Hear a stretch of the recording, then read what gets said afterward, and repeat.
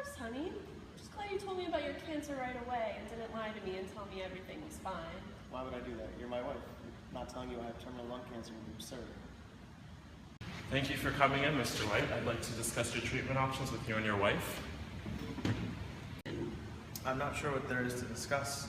You already told me it's inoperable, and chemo gives me another year at best. Even if the chemo did work, our family can't afford it. We already have one kid to put through college, and my wife is pregnant with our second. I'm a high school teacher, and my health insurance is crap. This isn't Canada. There is one alternative. What is it? It's experimental treatment, but it looks very promising. Have you heard of compensatory lung growth? Infant patients who have part of their lung removed can actually regenerate some of their former mass, structure, and function from the remaining tissue. Unfortunately, for someone of Walter's age, compensatory lung growth is basically non-existent. That is why I would normally avoid performing lobectomy on someone like you. There's too high of a risk for emphysema and infection, which I'm not sure your body could handle.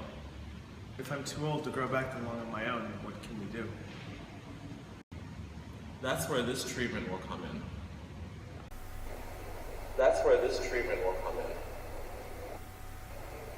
What we'll do is induce compensatory lung growth using your own pulmonary capillary endothelial cells. We'll take those cells from a biopsy, then expose them to growth factor VEGF for the first day, then both VEGF and VEGF for the next 6 days.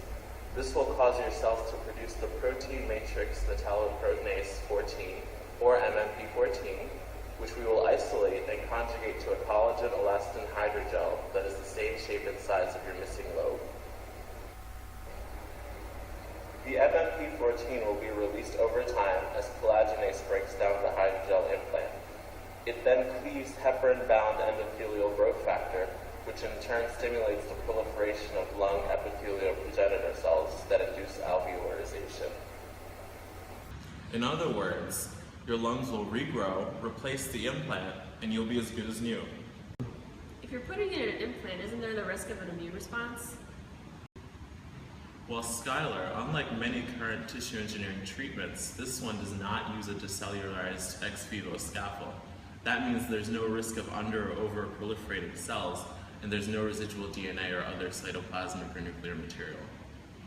This all sounds great, but it also sounds expensive.